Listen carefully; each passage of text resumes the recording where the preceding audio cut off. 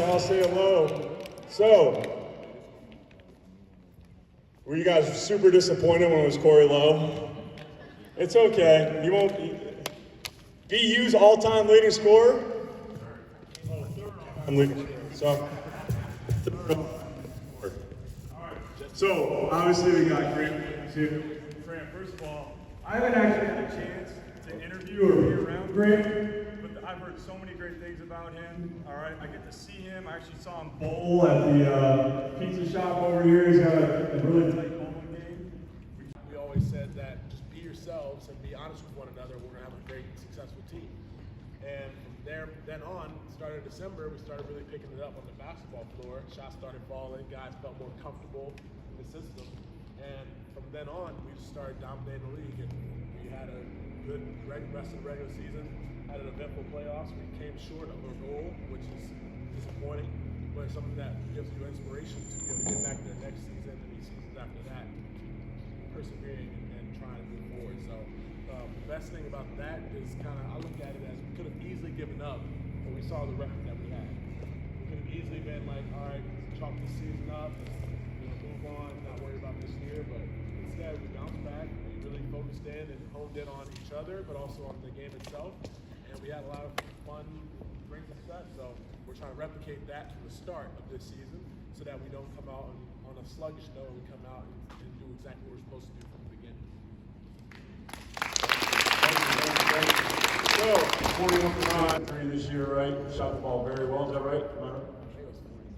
43, I might be right. 41, anyway, excellent shooting percentage, right, from 3, really good. And maybe you could talk to the cameras a little bit about your preparation.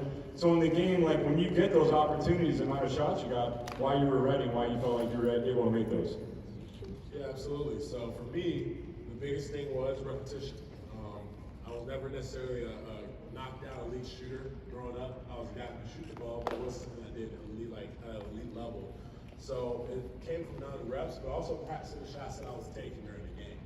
I remember a lot of guys, I tell them all the time, you want to be able to be elite in what you are going to be presented and then expand on your game. So for me, it was like, originally I was just shooting whatever shot came, and your numbers kind of fluctuate, you don't really know what shot is best, you feel more comfortable in this area than this area. So for me, over the summer, I worked on specifically specializing in 2 spots where I know a lot of my shots would come. And then as the season went on, that's when I started working on the shots that were in different areas. So I always say I built the foundation by shooting hundreds and thousands of shots in the spots that I was going to be taking, whether that was the corners, whether that was the wings, or that was in certain actions. And then from then on, I started improving on things that I might see in the next year, in the future, as the team continues to develop, as my role continues to develop. So that's really how I approach shooting. You want to be able to, like I always say, if you can't make a free throw at a high level, then you can't really take that step, because that's the foundation. If you can have a great foundation, you can build out everything around you. Because it's crazy that the statistics also say this analytically, that the best free throw shooters typically are the ones who make their shots on the perimeter. The ones who have struggled on the free throw line, there's a rare occurrences where it's the guys who shoot elite numbers outside, but it also fluctuates depending on the shots they take. So I always say start with the foundation and work your way out, so that way you have a good mental and perspective on what not only your shot feels like, but also how comfortable you are where you are. Wow. So the question was, why do I do what I love? What is my inspiration? And I feel like my inspiration is best served for not only my family, but also the love of the sport.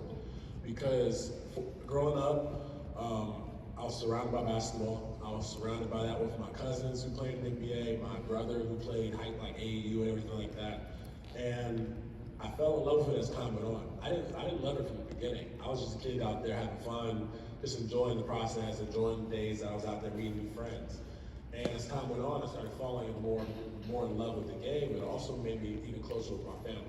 So it's allowed me to not only bring my family back together, I feel like too, because coming from a divorced family household, you kind of have that dynamic. So it gave me a chance to bring everybody back together and be a little more comfortable around one another.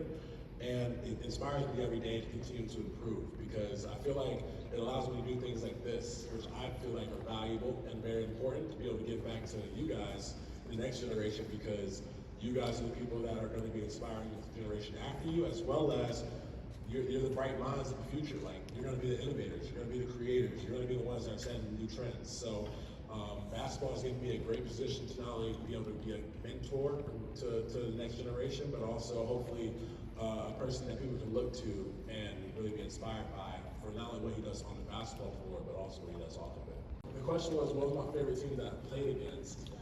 I really enjoyed playing against teams like Milwaukee and Miami. Not because we won, but more so just the type of teams that they are. They're very competitive. They're very veteran, I feel like, so they know who they are and they know what they're good at, so they do exactly that. And when I look back to playing against them, it was just a series of physicality that was very fun. Playing against the Warriors was fun too, just because, like you guys, at one point I was watching Steph Curry play in the finals and stuff like that, so that was like a cool moment to be able to say regarding that in the same stage. But and same with Draymond and those guys, you know. But from a physicality standpoint, in terms of the back and forth, the jawing, and everything like that, I felt like the Milwaukee series #1, and even during the regular season, Milwaukee, how Giannis plays in general. Giannis is a very hard-nosed, off the floor, nicest guy you'll ever meet. Great person. Everybody here, you would love him. But on the floor, he's legit I'm focused on winning and beating you to a pulp. Then you can be the craziest ball handler, but you have to be able to knock your shot down if you can't. They don't have to guard you if you can't shoot. And the same way, I say defense is another thing. That's #2. But ball handling, passing, those guys, you can find a lot of people that are good passers and good ball movers, but you can't really find many elite shooters. You can find good shooters, but elite ones are hard to find, as well as elite defenders. So I feel like those two are #2. Who is your favorite teammate? I love that just because everybody looking at me recording me right now, so this is going to be a great story on Twitter.